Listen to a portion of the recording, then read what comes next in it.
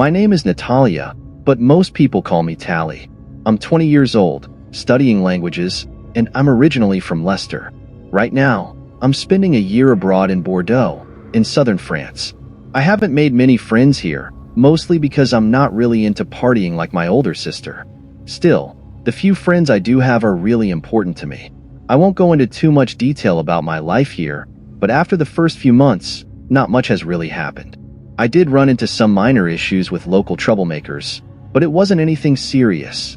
Overall, I'm enjoying my time here. The food is incredible, with plenty of fresh pastries and cheeses to try. The city is beautiful, full of historic buildings and charming streets. I love wandering around and discovering new places.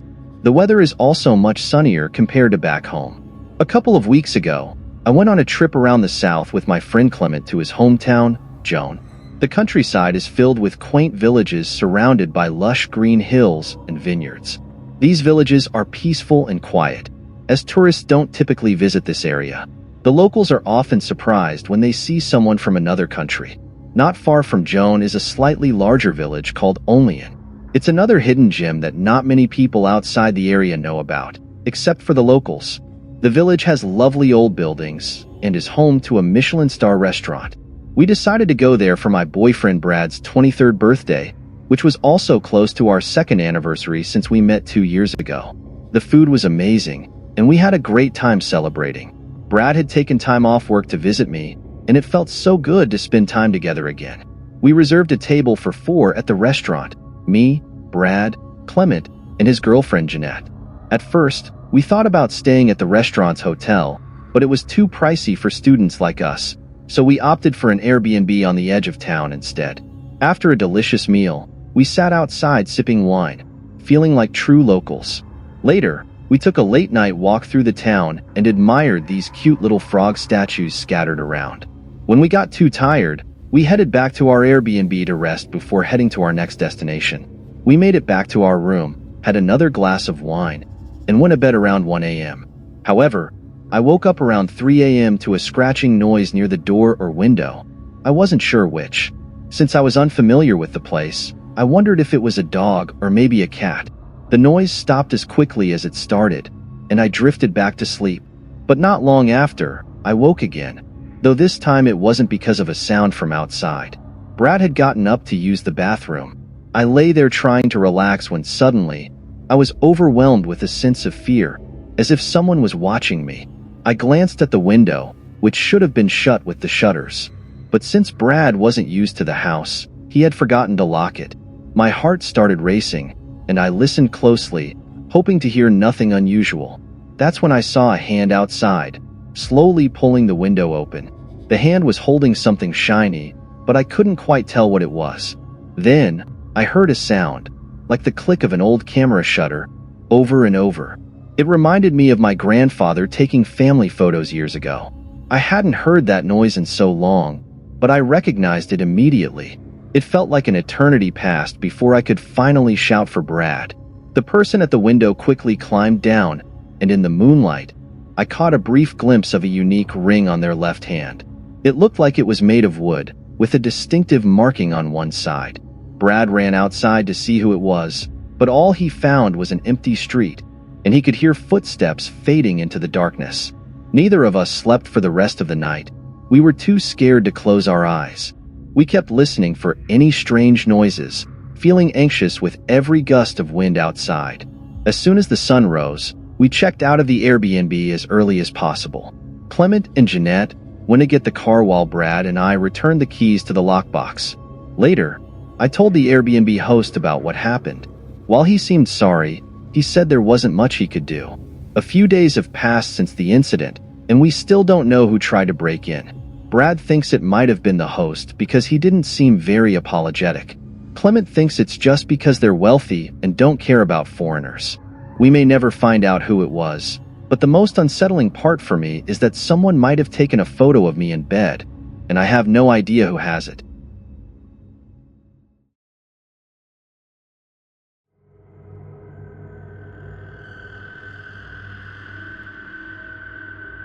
In early spring of 2016, just after I turned 24, My friend and I headed to our usual camping spot at Black Canyon Rim near Payson, Arizona. The campsite was surrounded by towering pine trees, offering a breathtaking view of the distant mountains. The air was fresh with the scent of pine, and we could hear birds singing all around us. We usually camped here 2 or 3 times a year to escape the hustle and bustle of city life. It was a quiet, peaceful spot, and since it was only a couple of hours' drive, it made for the perfect weekend retreat. The area was mostly secluded, with a small privately owned store a few miles away and a small town about 20 miles back. The campground entrance was just off a dirt road that split off the highway, with a sign at the start providing information on local wildlife, fire warnings, and other camping news. The road stretched out for several miles, mostly straight with just one fork. One side led to another highway with a ranger's tower halfway down, while the other path ended in a dense forest with a dead end. Along that route, hidden behind tall trees and bushes, was an old, abandoned cabin that looked like it hadn't been touched in years, its windows broken and plants overgrown around it. By this time of year, most of the snow had melted, leaving the air crisp and cool. Animals were beginning to come out again, and we often spotted wild horses running in the distance, deer grazing, and smaller creatures like squirrels and rabbits darting about. We arrived around 4 p.m. on a Tuesday, a little later than usual, as we typically tried to set up by noon. This trip was a bit of a last-minute decision since we both had work coming up on the weekend, but we decided to go for it anyway. The sun was already starting to set, and we hadn't yet picked a spot to camp. There were only 2 other groups, families, parked closer to the highway, but we wanted to be farther away from people for some peace and quiet. After working customer service jobs, you sometimes just need to get away from everyone. So, we drove down the dirt road, past our usual spot, and found the perfect clearing at the edge of a hill. The view was stunning, with the whole valley laid out before us, and the sunset was breathtaking.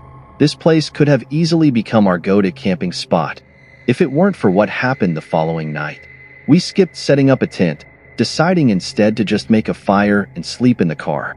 We didn't have much time before dark, and her car wasn't too uncomfortable for sleeping. I took the back seat while she stayed in the front. We cracked the windows a bit, had a few blankets, and drifted off to sleep. The next day was peaceful. We just relaxed and enjoyed the quiet. Still, I couldn't shake the strange feeling that we were being watched. Throughout the day, I kept hearing the crunching of leaves nearby every few hours, but I brushed it off as just animals moving around. My friend didn't notice anything odd, so I tried not to think about it too much. When night came, that unsettling feeling still lingered. My friend must have sensed something too, even if she didn't say it, because she quickly fell asleep in the front seat, leaving me awake in the back. I was lying across the back seat, legs stretched out, with the window near my feet slightly open, letting in a cool breeze. I was scrolling through my phone when I heard a noise outside, like leaves crunching just a few steps away from the car. I whispered to my friend, "Did you hear that?" But she was already fast asleep. I paused and listened for a bit, but the sound had stopped, so I figured it was just a small animal wandering nearby. I went back to scrolling through my phone, but about 10 minutes later, I heard the noise again. This time, I put my phone down, and as my eyes adjusted from the bright screen to the darkness, the faint light from my phone cast a glow on the window by my feet. That's when I saw it, 2 filthy, scabbed hands gripping the edge of the window, with long, grimy fingernails curling over the side. A face was pressed against the glass just behind the hands. Every few seconds, I could see its breath fogging up the window. All I could make out were its hollow, black eyes staring right at me. I froze, completely paralyzed with fear, unable to scream or move. My mind raced with questions. Why hadn't they run off when I noticed them? What were they planning? After what felt like an eternity, the hands slowly released their grip on the window and disappeared back into the darkness. The fog on the glass cleared, and soon after, I heard the faint sound of footsteps crunching through the leaves, gradually fading away. I just sat there, still in shock. My heart pounded as I wondered why I hadn't done anything, why I was still frozen in fear. Then, adrenaline kicked in, and I pounded on the back of my friend's seat, waking her up. She blinked, confused, as I quickly opened the door, stepped out, and scanned the woods around us. It was cold, and the air was still. I couldn't hear anything but the soft rustling of leaves. Whoever, or whatever it was, they were gone.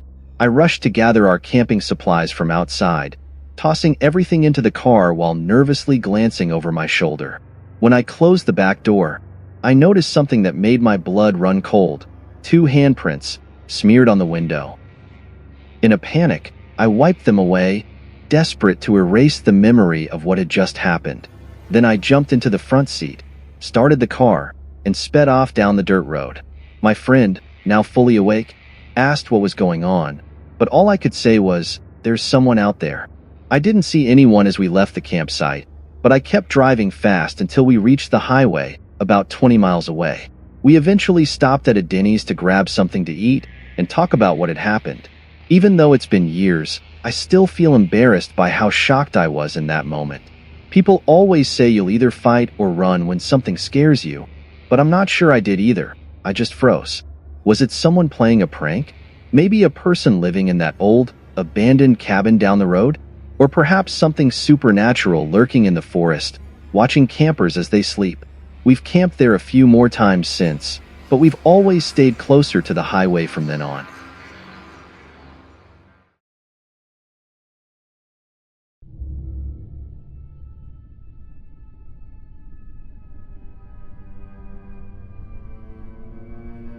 In July 2019, my 3 closest friends and I planned a trip to Barcelona. We were all 18, having just finished our first year of college and excited about our first big adventure together.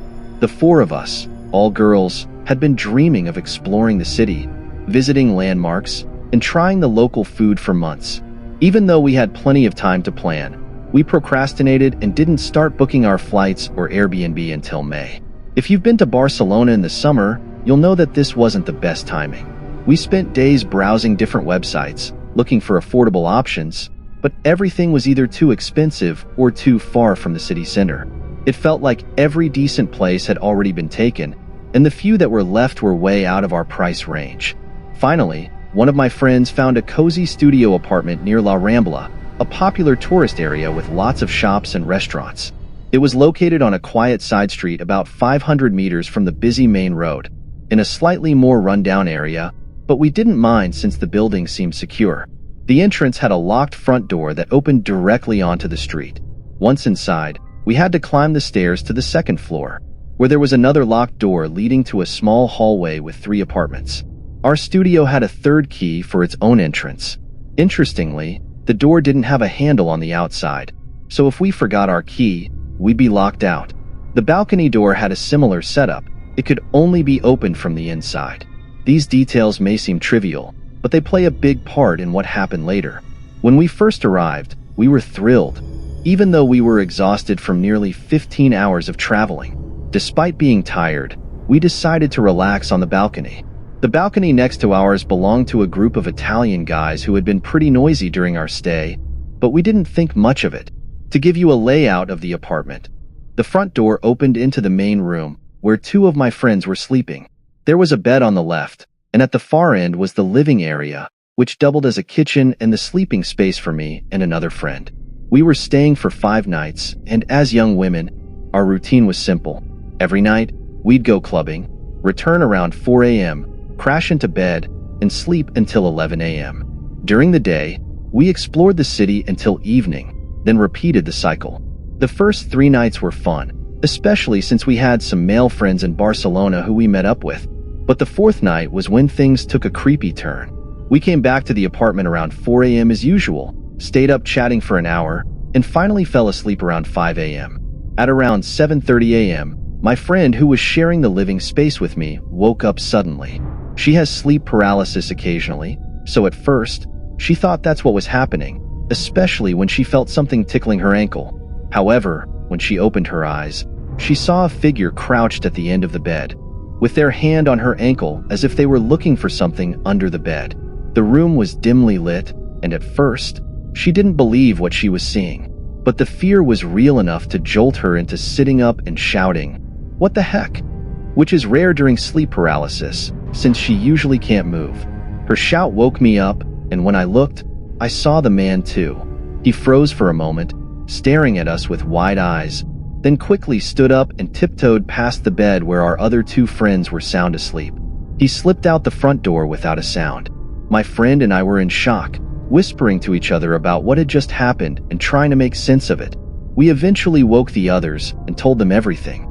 The strange thing was, nothing had been stolen. Even though we had left our credit cards, phones, and cash out in the open. The only explanation we could come up with was that we hadn't locked the front door properly that night, feeling safe in the apartment. But the door had no outside handle, so it made us wonder if he had a key or somehow managed to get in without one. We didn't report it to the police, worrying they'd blame us for not locking the door.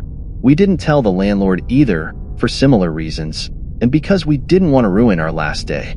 We did try to talk to the Italian guys next door, wondering if they might know anything. But when we knocked on their door, no one answered. Looking back, we probably should have acted differently and left the apartment immediately, but at the time, we were young and didn't think it through. We never figured out what the man was looking for, or why he came into our apartment while we were sleeping. To this day, it remains a mystery.